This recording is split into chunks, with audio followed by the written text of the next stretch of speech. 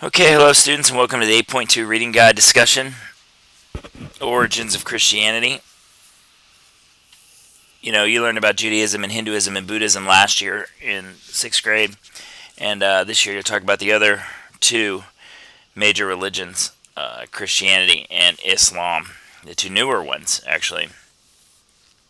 This religion that originated in, modern-day Israel, ancient Palestine, during under the rule of the Roman Empire, ends up becoming the most populated religion, the religion with the most adherents on the planet. There's about almost 7 billion people on the planet, and about 2.3, 2.4 billion of them happen to be people that are of the Christian faith. So this obviously is a very large influence that the Romans had on the world, although it's interesting, the Romans did not like it at first. They tried to eradicate it, exterminate the Christians, and then later on, they end up accepting the faith and end up making it their official religion. So, despite Rome's power and influence, many people in the empire opposed Roman rule, and one group of people that opposed the Romans were the Jews. Jews were living in modern-day Palestine, ancient Palestine, which is modern-day Israel. The province was called Judea. So a Jewish spiritual leader named Jesus of Nazareth, arose during the Pax Romana. He was actually executed by the Romans, and a new religion soon emerged based on his teachings and the writings of his early followers. Where had large amounts of Jews migrated to throughout the Greek and Roman world? Well, at first they were centered in Judea, which modern-day Israel again, but they had spread as far as Egypt, Syria, Anatolia, which is actually modern-day Turkey, and then even into Italy, including Rome itself, and also into southern France. So you need to know that Jewish people weren't living just in, the Middle East at this time. They had migrated to a lot of different parts of Europe and even northern Africa. In 63 BC, the Romans took control of Judea, including the city of Jerusalem, and of course a large number of Jews weren't happy about that, but the Roman military defeated them. And it wasn't like they didn't fight valiantly, because they did. The Jews fought really ferociously against the Romans, but the Romans had the manpower and the firepower and the technological advantage with their army. Many Jews viewed the Romans as foreigners who occupied their land and treated them cruelly, and they really hoped for a Messiah. They hoped that their God would send a Messiah. Basically, what a Messiah is a savior, or specifically a chosen king that would save the Jews from their oppression. They felt the Messiah would drive the Romans from their homeland. These were the really extreme Jews that lived in the Middle East, in Palestine. They were the Zealots, and they resisted Roman rule by force. They refused to pay taxes, and they would conduct sneak attacks on Roman officials. Two kinds of Jewish hierarchy, Jewish leadership. One was called the Pharisees, and they were educated people who observed Jewish laws. They believed good people could be resurrected, which is come back to life after this Messiah that they were waiting for would come. And a lot of these Pharisees end up, this idea of being resurrected comes into play later on with Jesus. The Sadducees generally came from the Jewish elite, and they did support the traditions of the temple. But the thing you need to know that's important about the Sadducees is that they generally cooperated with Roman rule, and so these people just don't want trouble. They want things to, they're not real happy that the Romans are there, but they want no trouble going on, because they're worried the Romans are going to destroy Jerusalem and destroy the temple that's there. Smaller groups of Jews actually even withdrew from the cities and lived in the desert. Many of these groups started something called a ritual cleansing, which was plunging in the water, and Christians later on adopt this ritual as baptism. I always wondered when I was a kid, Christianity didn't start until Jesus died, and baptism's like a Christianity thing. And I always wondered why Jesus' cousin John, who was baptizing people in the Jordan River, actually baptizes Jesus. And I'm like thinking, wait a minute, all these people are Jewish, what are they doing baptizing? But there was a sect, SECT, of Judaism that were doing this ritual cleansing, and so so the Christians picked up on this and it became actually a sacrament of Christianity. So how do we know about the early life of Jesus of Nazareth? We know that he was at least a person that existed. Based on your religious belief would be is what you feel, he meant to the world. But mainly what we do know about Jesus comes from primary sources in the Christian Bible that are known as the Gospels, which stand for good news. What do we know about Jesus' life according to the Gospels? Christians believe that Jesus was descended, a direct link to King David. If you are Christian, you attend Mass on Christmas Eve. I don't know if it happens Christmas Day because I really usually go on Christmas Eve or you attend a church service. There's long reading of all these different people that lived in the ancient world, and they keep saying the son of this and the father of this and the son of this, and they go through this long list, and they end up, they start with Moses and they end up getting to David, and then they start again with David and they end up getting to Jesus of Nazareth. It was believed that his birth and conception was miraculous, and he grew up learning to be what he thought was his father, or the person that took the place of his biological father, learning to be a carpenter. Finally, Jesus becomes an adult, and he was baptized by a prophet. This prophet was actually his cousin. His name was John, and it was in a river that is in modern-day Israel, known as the Jordan River. And as soon as he was baptized, he began teaching from the Hebrew Bible. Jesus started telling the people of Judea that God would come soon and establish a kingdom. And Jesus is different than other leaders because Jesus treated the poor and the outcast differently. A lot of leaders didn't have time for these people. They were considered lower class, but Jesus was a champion of them. He was constantly attending to their needs. He was constantly telling them that they would be first in the kingdom of heaven while the others would be last, and would speak in these stories called parables that would get people to understand his teachings. And he would say, on earth, it's different than it is in the afterlife. In the afterlife, the first will be last and the last will be first. And those kinds of things, would appeal to the poor and to the downtrodden and to the outcasts of society. Also, then word began spreading around Judea that he was healing sick people, performing miracles such as turning water into wine, walking on water, making a dead man come back to life. And so everywhere he went, crowds would form to see what kind of things that he would do. Making a deaf person hear, making a blind person see. And so all these are Christian religious beliefs, but the legend of this guy started to really grow, and people wanted to see him. And some of his really close followers thought maybe this was the Messiah that was here to save them from Roman oppression and Roman rule. So, Jews, Moses is the one that gets the Ten Commandments, and this is one of the common Judeo-Christian, tenets of, their faith is the Ten Commandments. Jews believe in the Ten Commandments, and so do Christians. And Jesus takes it a step further and says, these are the two most important things: to love God with all your heart, which would be, the first commandment, and then the other commandment about not, treating your neighbor, in a certain way. It's to love your neighbor as yourself. Both of these commandments are very important to Christians, and Jesus says that these are the most important too. I would guess if you thought about this literally, Christians that are very religious do love God with all their heart, but to love a neighbor as much as you love yourself, or to love a neighbor as much as you love family members, that really is asking a lot if you think about it, especially if that neighbor's not nice, especially if it's somebody that's not friendly to you. To love that person as much as you would say you would love a child, or love a sibling, or love a parent, or love yourself, that's asking a lot. We're going to read a novel, and a Christian soldier meets a Muslim soldier, and they talk about religion. And when he does, he tells the Muslim about this, and the Muslim's like, wow, I don't know how you do it. I have 5 pillars of faith I have to follow, but I don't have to love the guy that I give money to. I just have to give money to him because I want to go to heaven. You have to actually love that person. That's got to be tough. And the Christian soldier's like, yeah, it's, if you think about it, it would be next to impossible. Alright, so why did Jesus go to Jerusalem in 33 CE? He went to celebrate the Jewish holiday of Passover. And the leaders in the city, the Sadducees in particular, were worried. They were worried there would be a riot, and they were worried that the Romans would then just roll in with their army and just destroy the city and destroy the temple. So they weren't really happy that this was going on. They put some pressure on the Roman governor of Judea. His name was Pontius Pilate.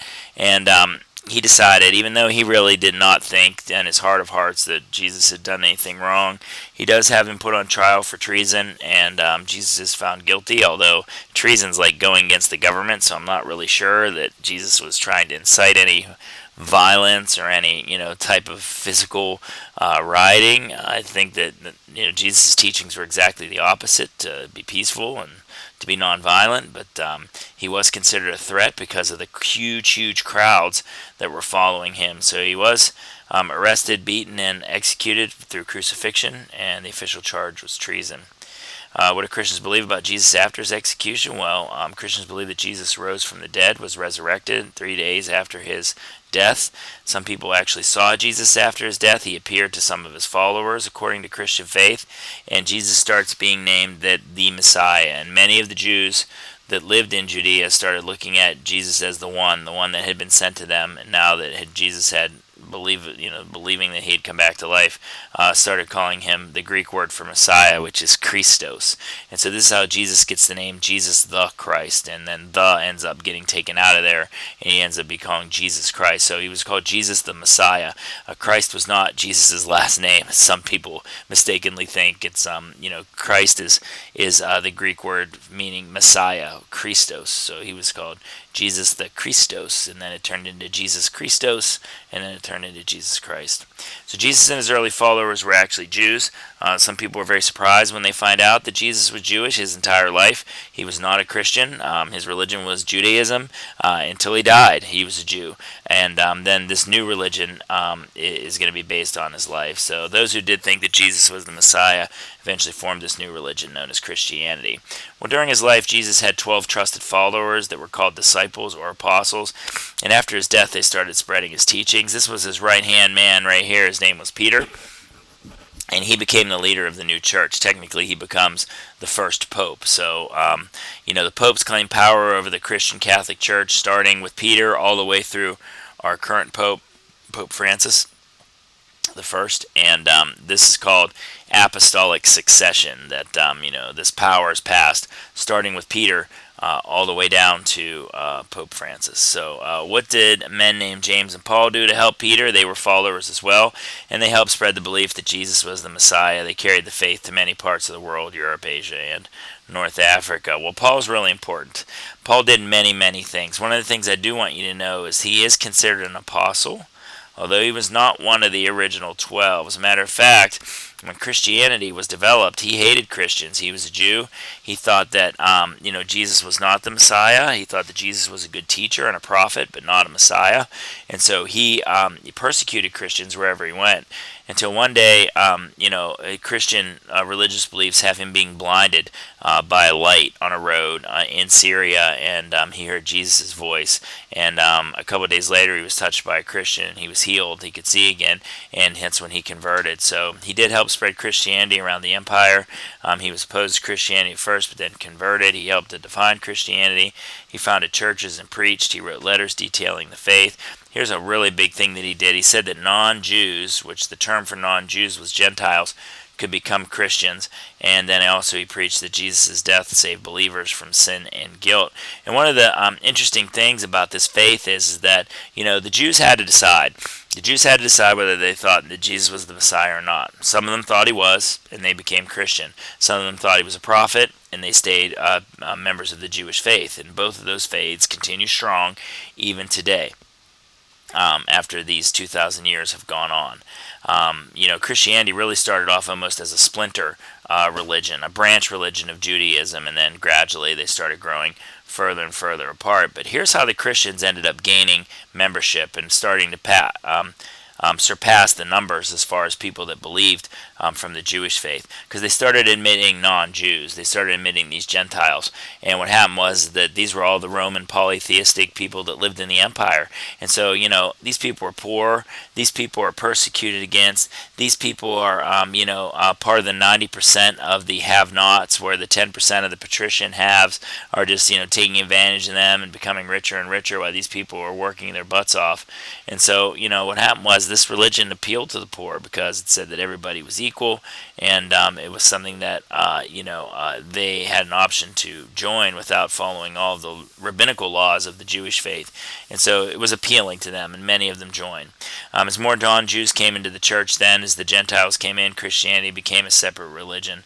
It was no longer a part of Judaism. What three factors helped Christianity spread so quickly? Well, the roads that were built for soldiers actually helped Christian missionaries, including Paul, which was the biggest Christian missionary, this guy, travel all throughout the empire. We're going to look at a map and show you where he traveled. He made these 4 humongous journeys spreading the faith until he made a journey to Rome, and I think it was Nero has him executed. I would have to check on that, but pretty sure it was Nero that got a hold of Paul. Christian scriptures were all written first in Aramaic, was the language that Jesus spoke in, but later on they were written down in Greek, and a large number of people in that part of the empire spoke it. Later on it was translated to Latin so people on the Roman side of the empire could understand. And the ideas appealed to many people because there was this sense of morality to do the right thing, that human beings should treat each other fairly, and this was a thought that a lot of Romans had, that just because you were a rich Roman didn't mean that you could look down upon a poor Roman or a middle class Roman. It didn't mean that you could abuse your slaves, and I think this groundswell of feeling started to grow, and I think the biggest thing that really got the people to join was that everyone was equal in God's eyes. If you were a slave, you were considered equal. If you were poor, you were considered equal. A woman in a patriarchal society is second class, but now she's got this missionary showing up at her door saying, no, that's just your earthly position. Your everlasting position, God's going to look at you as equally as anybody else, and if you lived a good life on earth, you'll be rewarded with paradise, and you'll be treated equally. And so, a lot of these people are like, holy cow, our lives are so crummy here, where do we sign up? If you're promising me that I follow these 10 commandments, and I take 2 of those commandments, and I try the best I can, and you're promising me an everlasting afterlife with, being a paradise, well, heck yeah, I know that this life is crummy for me, I'm going to sign up. And so really the numbers really started to swell. So Christianity does start to worry some Roman officials, because the Christians would not worship the old gods, they would not worship the emperor, and they feared the Christians were disloyal, and what they thought was that the Roman gods would not be placated anymore. Remember that, they would get angry. And then during Nero's rule, a fire destroyed much of Rome, and Nero then, of course, used the Christians as a scapegoat. He blamed them, and many of the Christians were killed then because of it. Nero feeding them to wild animals in the arena. Christian persecution produced martyrs. What's a martyr? And what did their courage provide? Well, a martyr is someone who dies for their beliefs, and so these Christians willingly, let the Romans capture them and kill them. Oftentimes they'd be put in the arena to be eaten by wild animals, and they didn't run, they didn't cry, they didn't, try to fight back. They kneeled and prayed. And so I think what happened was that their faith, the Romans really thought that doing these kinds of things to the Christians would weaken or destroy the religion, but it actually made it stronger, because 60,000 people would go to watch these Christians be executed, and they didn't fight back, they didn't run, they didn't hide, they sat and prayed, and their deaths came to them, and they accepted it. And a lot of the Christians, that knew about this, it really strengthened their faith, because these martyrs were willing to die because they knew, at least they believed, that the afterlife was a better place. And so now, if you're a Roman and you're a Gentile and you worship these polytheistic gods, and really, your life is not that great, it's so-so, and you see these Christians doing these kinds of things, you're thinking, hey, what do they know that I don't know? Maybe there is something to this. And so it did intrigue non-Christians. Finally, a Roman emperor was in the 300s. His name was Constantine. Oh, there it is. Oh, no, it's not 380. I think Constantine's around the 320s. He is ready to fight in this huge civil war, and he's an emperor. And at night he goes to sleep, and he has a dream about a cross, and the cross says something in Latin, and it pretty much, I don't want to give this all away because I'm going to talk about it in the paradeck, but it basically, the dream lets him know that if he paints crosses on his shields and on his armor, he'll win the battle. So he wakes up and he's outnumbered, and he thinks, well, let's just try it. I mean, there's a really, I'm going to lose this battle because I'm outnumbered. I might as well, I can't lose anything. And so, by trying this. And so he does paint the crosses, and they win. And because they win, he decides decides to make Christianity legal, and it's no longer allowed to persecute somebody for their religious faith. And then eventually Constantine ends up converting. He becomes a Christian. He's baptized on his deathbed, so he's a Christian for only about 20 or 30 seconds before he dies. But he is the first Christian Roman emperor. Constantine did think that the Christian religion would help hold together the divided Roman Empire. A later emperor, and it's not in the book, but I do know his name. Here it is. It's Theodosius.